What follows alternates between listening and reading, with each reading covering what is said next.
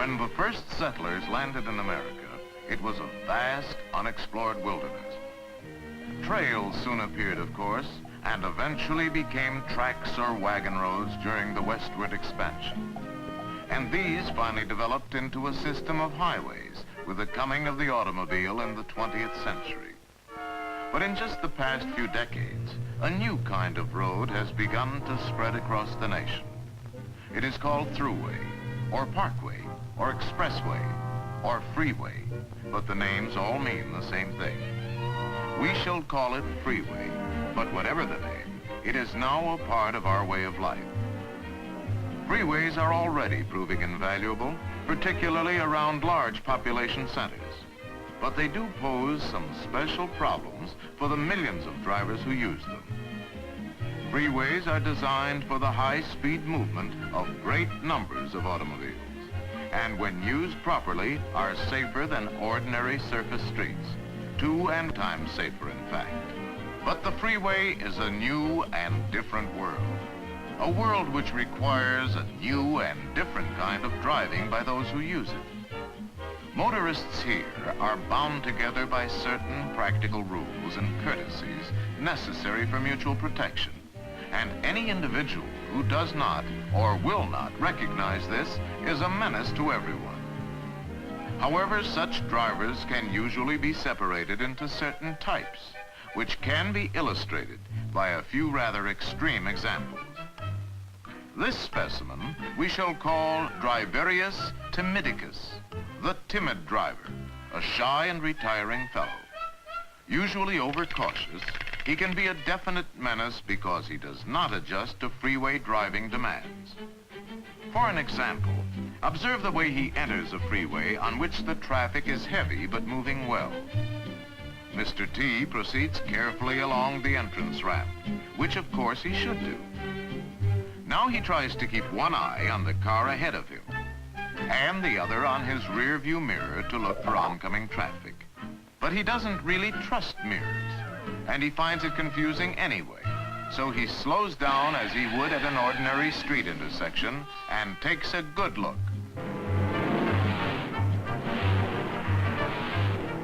The spaces seem very small, so again, as he would at an intersection, he stops to wait for a big opening. This often comes as a surprise to drivers behind him. Result in a sort of boxcar. Watches for that big opening. Let's go back a moment and see what he should have done. With the entrance ramp clear ahead, he should have been picking up speed to begin to match that of cars in the traffic lanes. His rear view mirror, plus a quick glance back, would have covered any blind spots, and he could have made final speed adjustments nowadays. Also, the driver behind is now able to be courteous and let him in. But getting back to Mr. T, he has increased his own problem enormously by stopping unnecessarily. To go from a full stop to freeway speed, say about 55 miles per hour, would require 500 feet, roughly twice the length of a football field, before he can merge safely. And Mr. T must start at precisely the right instant, or the gap will close too quickly, and he will be in danger of a rear-end collision. The approaching driver will be forced to slow down. And this can mushroom into a chain reaction, causing the boxcar effect again, this time far down the line of traffic. But again, what about Timidicus, who at last finds himself on the freeway? High speed makes him nervous and apprehensive, so he drives slowly. If he keeps to the right and doesn't go too slow, this causes little real trouble. But all too often, he strays into the fast traffic lanes. Mr. T, convinced that people shouldn't drive so fast anyway, believes he is driving safely and has no idea that he may be creating a problem. But now, drivers behind him are forced to slow down quickly to avoid a collision, or rapidly change lanes, which causes others to slow down.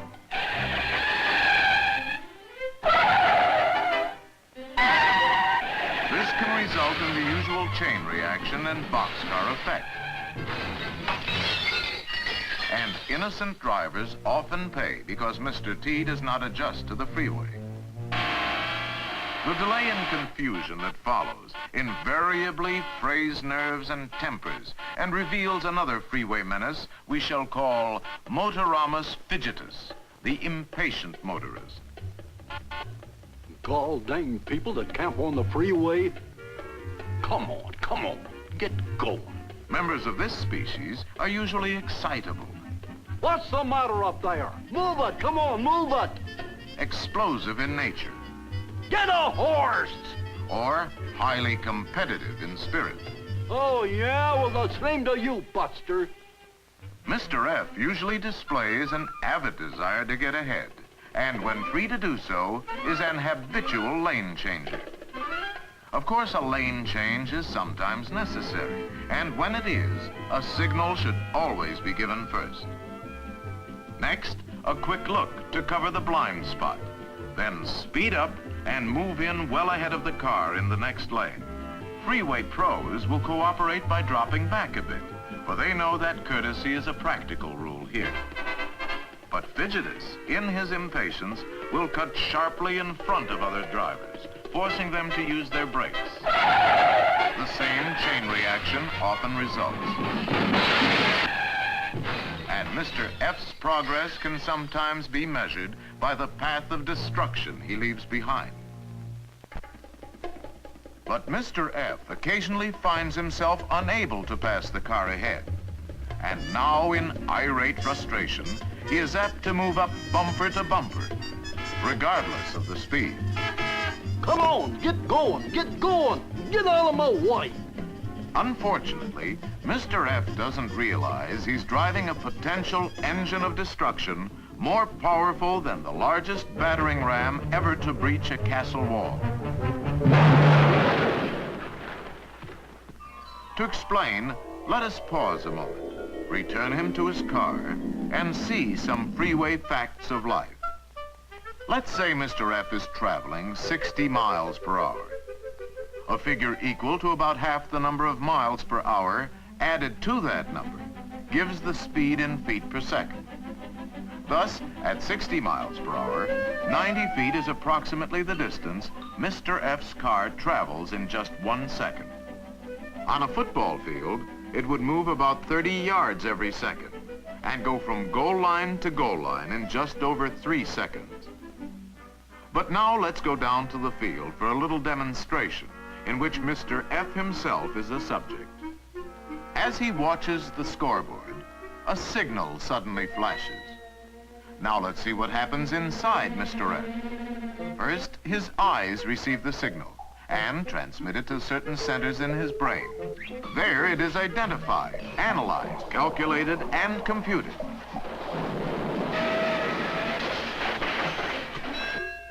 And an action decision may be handed down.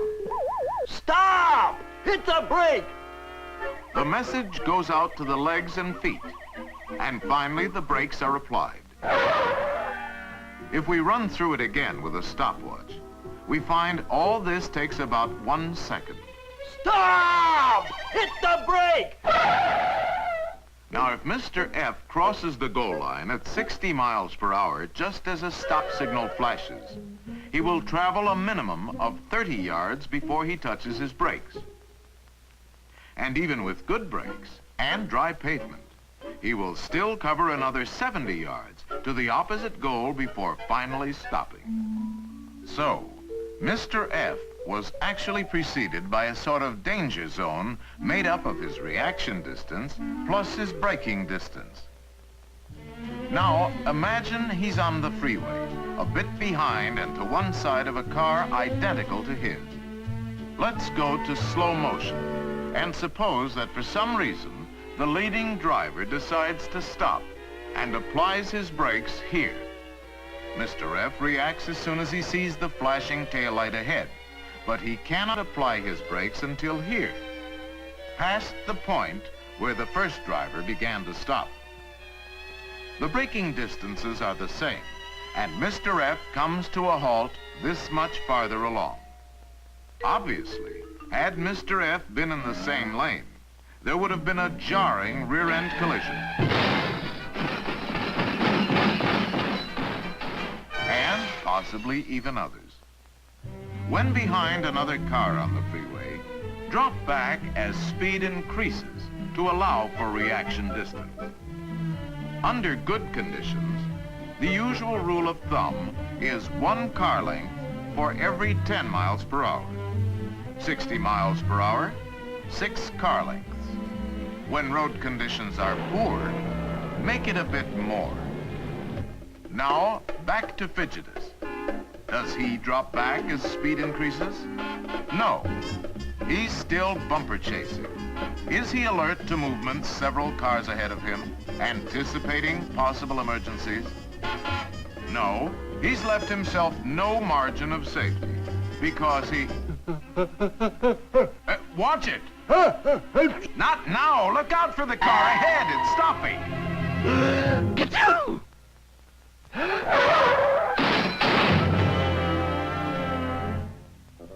Even if the impact speed is down to 30 miles per hour, the result for Mr. F could be like driving off the roof of a 3-story building.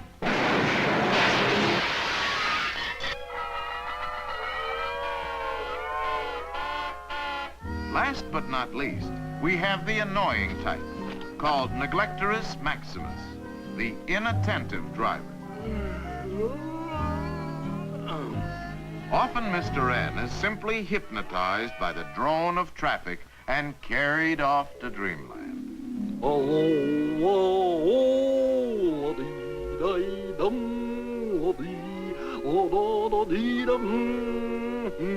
Then again, he may suddenly decide that the freeway is an ideal place to study his maps. You may see him enjoying a second cup of coffee, or even getting in a quick shave while driving. Of course, his favorite pastime is conversation, especially with someone in the back seat. Yeah, just picked her up this morning. Flat out, she'll put down anything on the road.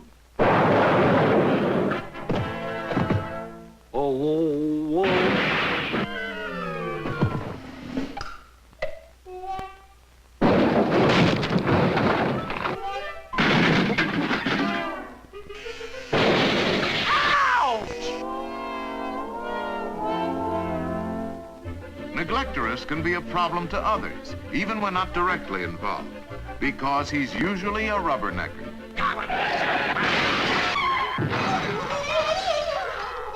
And if some mishap slows traffic on one side of the freeway, he will jam the other side simply by being curious. And Mr. N is particularly careless regarding signs and directions. Thus, he is usually almost past his exit when he notices it, has to change lanes quickly to make it, and there's the same old chain reaction.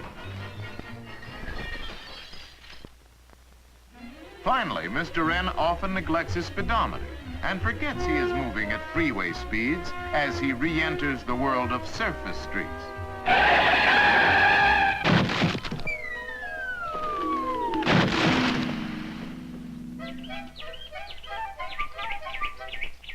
Oh, hush up. So, on the freeway, watch out for the driver types we have called Neglectorus, Fidgetus, and Timidicus. From time to time, you're bound to see one of these characters, and when you do, avoid them if you can. Yeah, and just make sure you never become one.